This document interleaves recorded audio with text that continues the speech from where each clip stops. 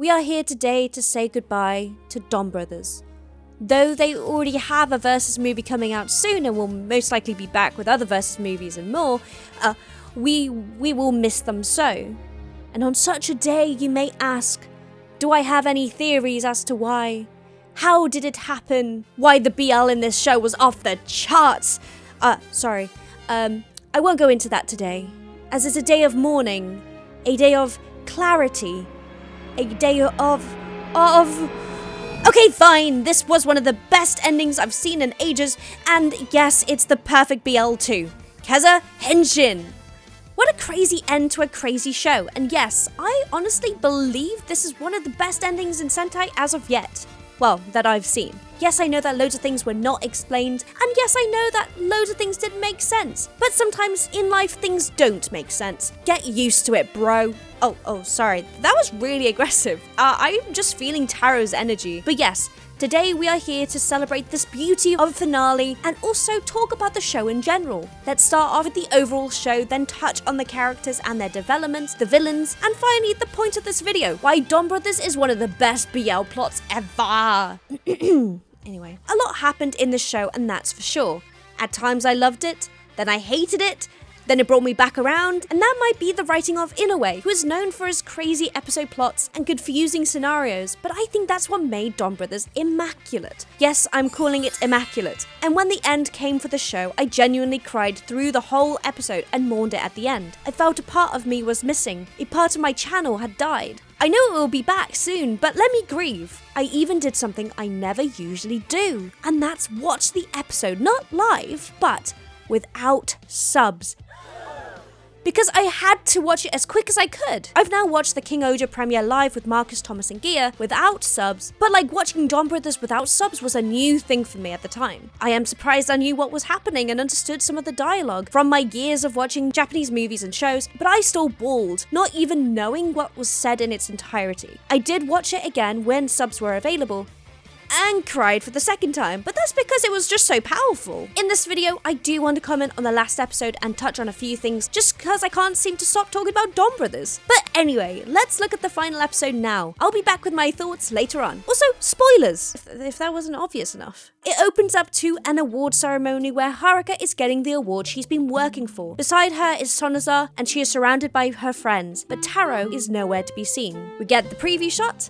Oh, I'm gonna miss that sound. But no opening. This episode knows how to make you feel uneasy, huh? Cutting the opening out for the last episode, moving on we see Taro back at work several months before. A time skip back to before the happening. They chuckle about work, but Taro is starting to lose his memory. They started this story beat I think last episode, and it's literally a BL plot point. I was not ready for this one, but I will talk about the BL later. But now that I think about it, is the fact that he made a point to make bonds with people because he knew he was going to lose his memories eventually. Let's see. Taro meets up with his companions one by one, asking if they at all regret becoming a part of the Donbrothers. And one by one, to his surprise, they all smile and say how they loved being a Donbrother. Though their current situations may not be ideal, Haruka still being named the plagiarist, Hijino now divorced and wifeless, and Tsubasa broken up with, all dealing with their own hardships, they are all happy being a part of the team. And this is really wholesome and warms my heart. Just thinking back a bit, I said that they all started selfish and big-headed, and 50 episodes later, after wanting out so bad through the turmoil and random Taro attacks, they are finally happy. Though things may not be perfect, saying how much they love the Donbrothers. Stop! I'll cry!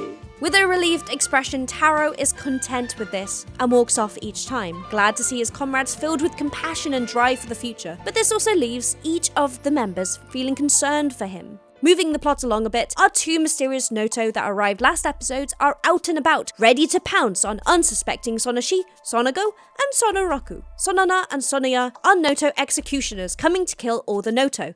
Surprise, surprise, even though our original villains became our friends, their overseers are still the villains. Did we see this coming? Honestly, not really, but I'm glad that this is where we ended up with the plot. It is sad that the overseers are taken care of so quickly with no hesitation, but it makes it interesting. I keep on mentioning Thomas in my videos at the moment. I'm so sorry, Thomas, but I know that Thomas was not happy about this because of a certain person, or Noto. But yeah, I kind of see where they're coming from. Also, the Noto executioners characters stole their forms was super cool, but also very sad. Sonoshi is last to be taken cared of, who ran to Sonani and Sonaza for help, but to no avail. Moving back to the worried team, they hound the master at the cafe, and he is of course not surprised or fazed. Knowing all as always, Taro is in fact losing his memories, on the verge of being reset as his hero duties are coming to an end, now visiting his dad in the prison where they eat together.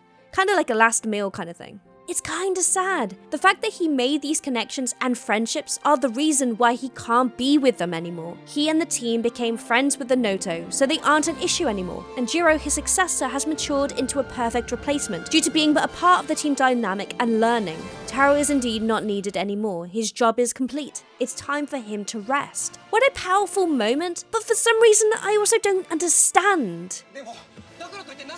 Exactly, Kijino. I agree with you for once. But this next shot is epic. Taro with his head going down as his suit turns black and white. I wonder where I've seen this before. A suit which is usually colourful, turning black and white out of nowhere. Yes, this probably is exactly what happened to Master, or Kaito from the season before, which means Master's job as the hero is done, and now so is Taro's. Wait, but Master remembers everything. How does that work, huh? The team are obviously shocked to hear the news, as they start to connect the dots, and then my heart breaks when I hear Sanoi's voice. Now, for those who have been interacting with my socials and watching my videos will know one thing about me. I am super into BL, and I am a Taro x Sanoi fan. All the way. And this broke me. He can't believe it's happening, neither can I, and is in denial. Same! We see Taro forget his father and disappear. Though the dad isn't in the show a lot like Murasame, I think he was great. His care for Taro as a child, the way that they respected each other. But I did want to see more of him, as we didn't quite get all the explanation on him we wanted. But this last moment, where he says, "Good job," was touching. Till he gobbled his last bite. He was apparently hungry. The BL returns, with Sanoi shocked that Taro is in fact losing his memory. His face breaks my heart as he just looks at him helplessly, concerned for Taro. This also makes me squeal in all BL happiness, as Taro remembers Sanoi to the end and trusts him enough to help him in his last moments. He trusts him enough that he goes to him in his hour of need and confusion. God, is these two! Cut to an awkward final meal together, where Jiro doesn't really understand why everyone is so depressed. Did nobody tell him what was happening? Yikes! One by one, Taro, with the help of Sanoi, says some last words of encouragement to his forgotten friends, which kinda makes me giggle, like, look at these explanations.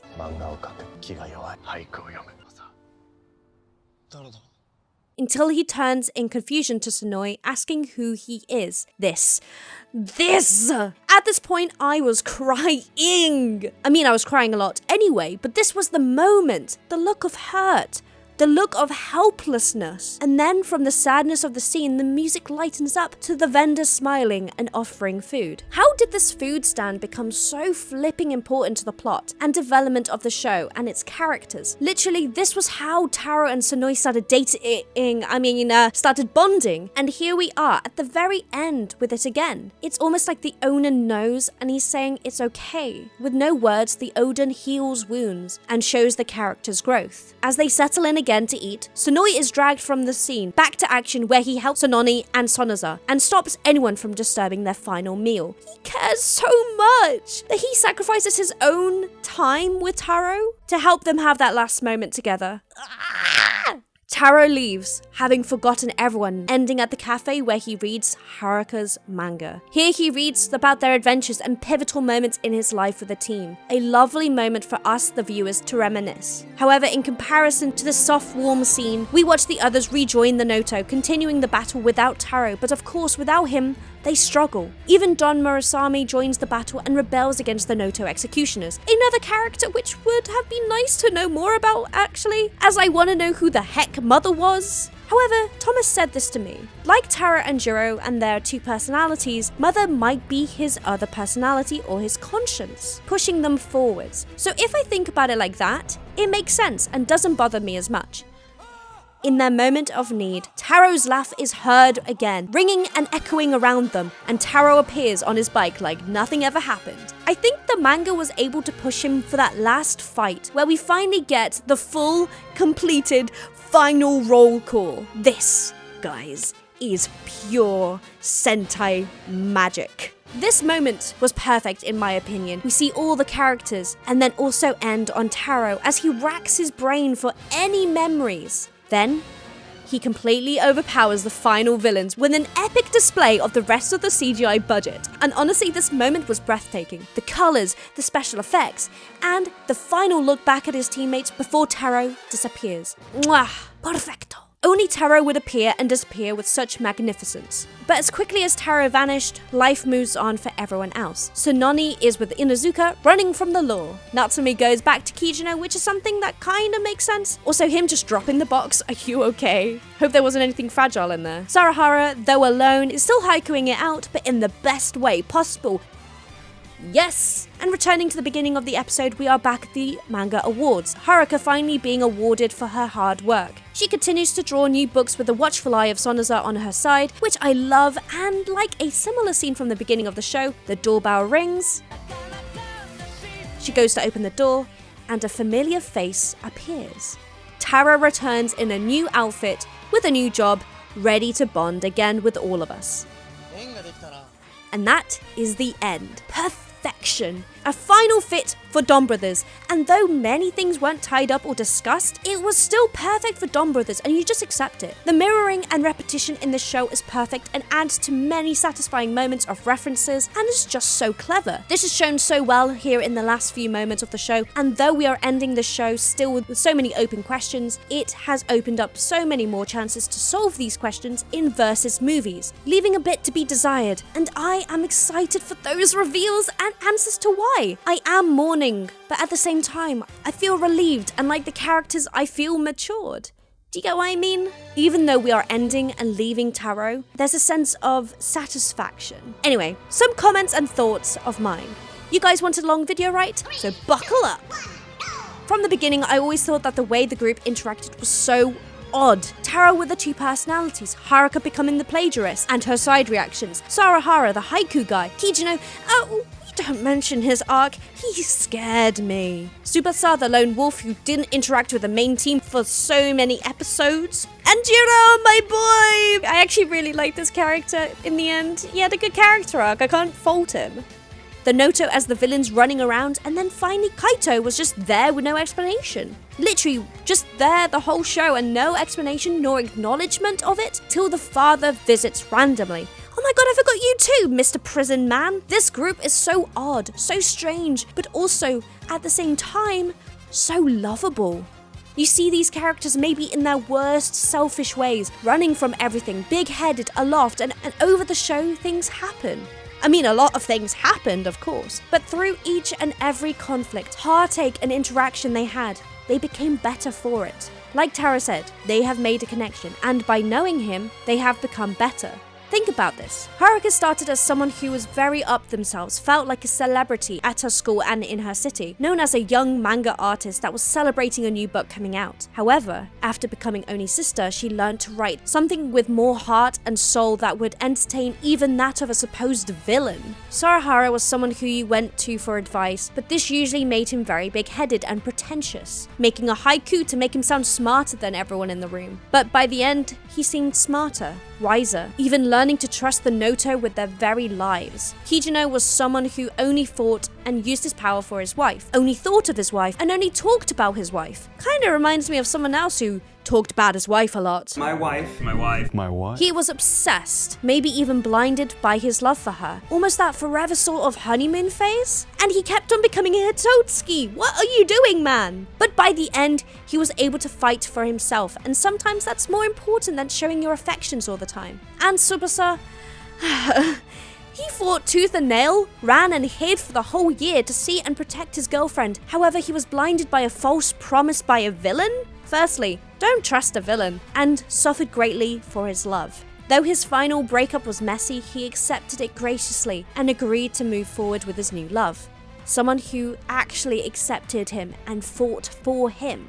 They were all self-sabotaging their own lives in a way, indulging and acting selfishly. However, after being a Donbrother and learning from those experiences, they grew to work past their issues and continue to a better life. I originally thought that because they were Donbrothers, they lost their luck, their fortune, or wealth. They were suffering in the place for Don Momotaro and his bonds. But no, they were stripped of what made them selfish, made them greedy, made them what a Hitotsuki was born of. Also the wishes. But this last episode really showed that to me. Everyone was humbled and grew to love the life they lived in its new perspective and did not regret at all anything that happened to them. This show was always about the human desire to love, to laugh, to eat, to be the best they can, to live. And Donbrothers did it so well, with the civilians and its Sentai members. Also, I just want to say how much I love the original Noto trio and how they got involved and changed for the better in the show as well. They originally were pompous and cruel, looking down on the humans and their greed, but also wanted to be and experience what they hated. Sonoi wanted to paint, Sononi wanted to learn what true love was,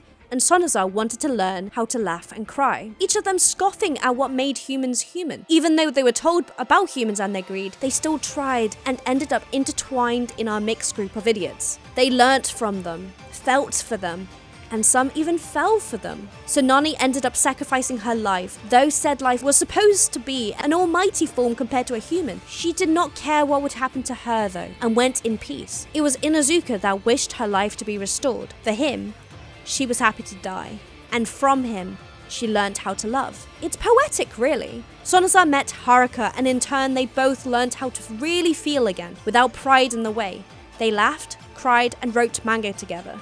Sonoza became what Haruka really needed most to succeed, which I really enjoyed this plot point, by the way. And Sonoi. Oh, Sonoi, my fashionista boy. He gradually developed a complicated relationship with Taro. Complicated is another word for being gay. Finding hope for humanity through him. He originally tried to paint, but couldn't, as art is unique to humans as they use their imperfections to inspire them. And the complete beings, the Noto, don't know anything about such imperfections, of course. Right, that's why all three of you went against the Noto way and began to learn about humans, actively wanting to learn. Right. Okay, I see you. Sonoi, with the help of the Odin Stall and Taro, begins to learn and appreciate humanity, regretting his own decisions of killing Taro earlier on in the series, and really connecting with Taro on a deeper level. All three become tainted in a way, fraternizing with humans as the Don Clan way would say, and they get so connected. They join the team and fight against their own clan. I am obsessed with how they wrote the three villains, and also just found out, after Sonoi's original death, that was supposed to be permanent. And Sononi and Sonoza were meant to follow soon after, but due to their brilliant performance, Inoue rewrote their fates and renegotiated their contracts. Thank you, Inoue!